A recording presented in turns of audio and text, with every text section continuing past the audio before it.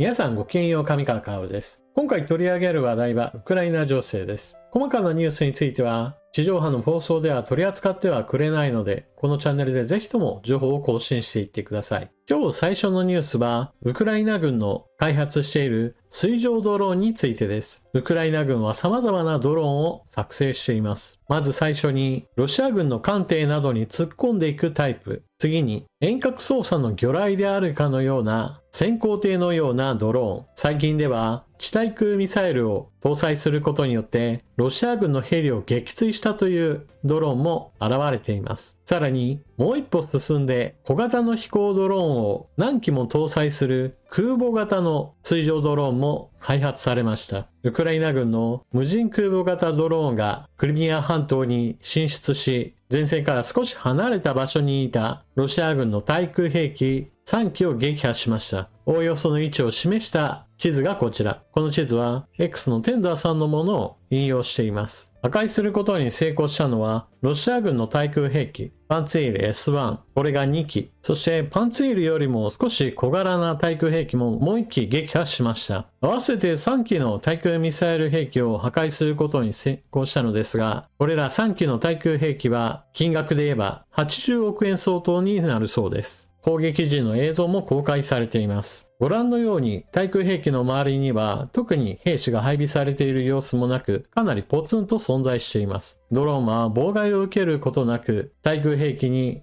直進コースを取り、そのまま砲撃に成功しました。ソ連の遺産が大量にあるロシアと違い、ウクライナの場合だとそういったものがありませんから、数を揃えるにも金額面で安く揃えることができるドローン兵器の開発にかなり力を入れています。前線での小型ドローンによる突撃といったものは日常的なものとなり、それに加えての水上ドローンの開発も進んでいます。今回ロシア軍が受けた被害が80億円程度なのに対して、ウクライナ軍の開発しているこの新型の空母型のドローンというものも値段で言えば100分の1以下かもしれません。ただ、今回のようにうまく攻撃が成功した理由というのは、ロシア側のかなりの油断があったものとみられます。最前線であれば、遠隔操作型のドローンを無効化するために、通信を妨害するためのジャマーといったものが数多く配置されています。しかし、一旦最前線から離れた後方にあっては、ウクライナ軍のドローンもここまでは届くことがないだろうと考えて、対空兵器がポツポツと戦闘機やヘリへの対策として配置されていたわけで、結構無防備な状態だったわけです。海側から進出することによって、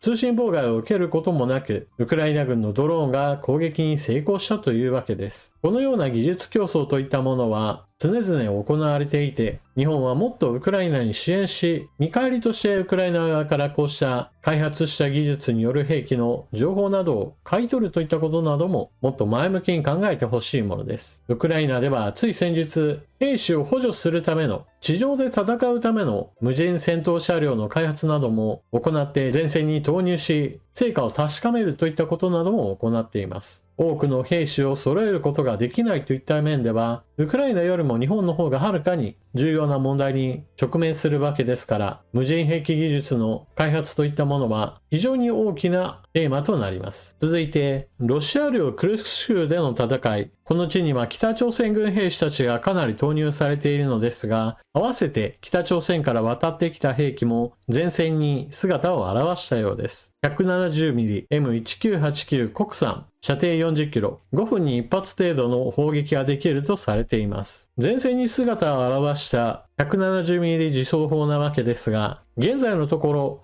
この自走を取り扱うのがロシア兵なのか北朝鮮兵なのか、その姿が確認されておらず、どちらが操るのかは今のところ分かっていません。どちらの兵が取り扱うにしても、170mm 砲というのはロシア軍では存在せず、生産設備もありません。そのため、砲弾にしても、砲弾を飛ばすための投薬にしても、北朝鮮から常に運んでこなければならないものですから、果たしてどれだけ戦闘に参加できるのかは未知数です。一方、ロシア軍の方なのですが、装甲車両の供給が減ってきているといったこともあり、前線での兵士の移動姿というのもかなりスリリングなものとなっています。こちらの映像は前線で移動する際にバギーを使っているのですが、バギーに引っ張られている荷台にはぎゅうぎゅう詰めの兵士たちが乗っています。道は非常にぬかるんだ状態で、ちょっとした運転ミスで後ろの兵士たちが吹っ飛んでしまうといったことも十分考えられるのですが、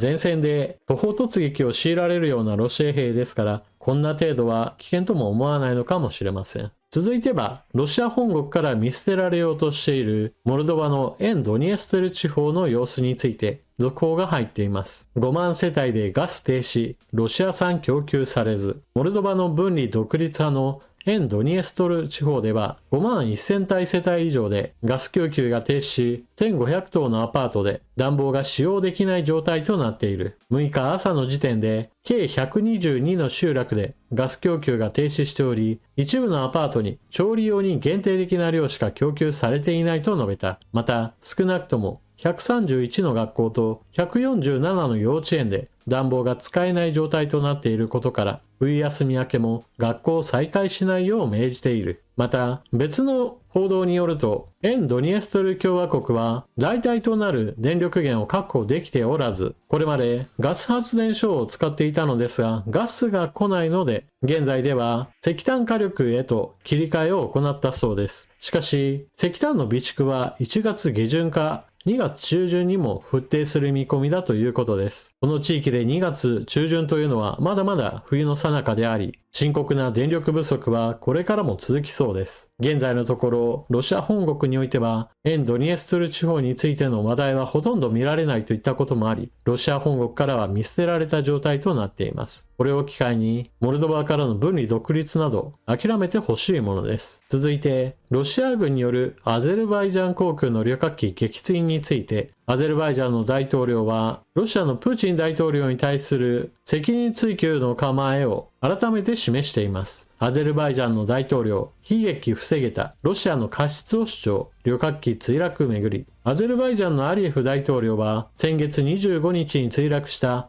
アゼルバイジャン航空機について、防空システムを運用していたロシア側に過失があったとの見方を示した。墜落で亡くなった乗務員の遺族や生存者との面談で語った。ロシアは事故当時、同機の目的地のロシア南部グロズニー周辺はウクライナによる無人機攻撃を受け、ロシア軍の防空システムが地上から迎撃していたと説明している。ただ、旅客機をシステムが誤射した可能性については公式には認めていない。アリエフ大統領は無人機攻撃を妨害するための電子戦システムの影響で旅客機が制御不能に陥り、防空システムの攻撃で損傷を受けたことは明らかだと改めて主張した。さらに、ロシアが領空に危険が迫っていたにもかかわらず閉鎖していなかったと主張。なぜ乗員に危険を知らせる情報が伝えられなかったのか、この悲劇は防げたはずだと訴えた。アリエフ大統領はトラブル発生後、カスピ海を越えてカザフスタン西部アクタウに向かった理由も調査する必要があると述べた。墜落当初の各種報道では、ロシア側が旅客機に対してロシア国内への着陸を拒否し、カザフスタンへ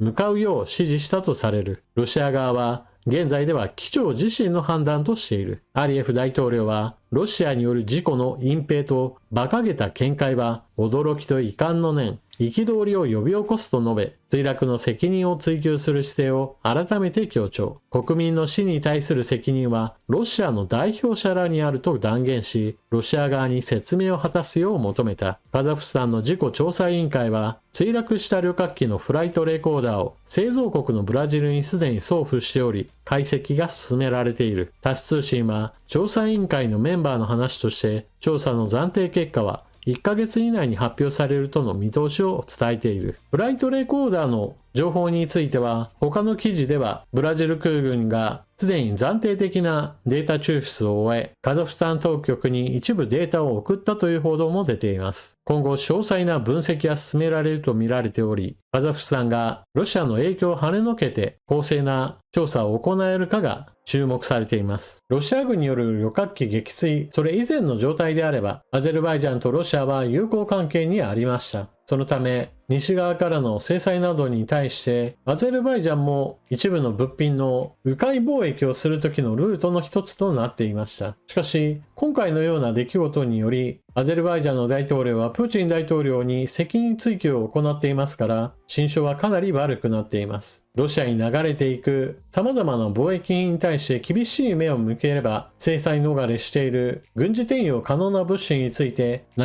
れが止められるかもしれません。また、そういった話だけではなく、アゼルバイジャンの立場として、ロシアよりも近隣の大国であるトルコの方へとより外交的には接近していく可能性の方が強くなります。海外に対する影響力が低下しているロシアと比較してトルコは地域大国としての勢力が拡大している状況です。トルコの隣国シリアにおいてもトルコからの支援を受けた勢力は北部地域に勢力圏を持っていますし、今回の一件をもってしてもアゼルバイジャンへの影響力を強めようとしています。どこかの国の影響力が下がると、それを埋める形で別の国が勢力を伸ばすといったことは当然のように起こるわけで、ロシアによるウクライナ侵攻といったものはロシアの海外での勢力圏を縮小させ、トルコの地域大国としての影響力を拡大させるといったことを招いています。プーチン大統領にしてみれば、もはや海外情勢のことなどを考える余裕すらもないかもしれません。それは、沿ドニエストル地方もまた同じことでしょう。といったわけで今回の動画はここまで。最後までご視聴いただきありがとうございました。チャンネル登録していない方はぜひともこの機会にチャンネル登録よろしくお願いします。情報の整理整頓や更新に役立ったなと思われる方は、ぜひとも他の方に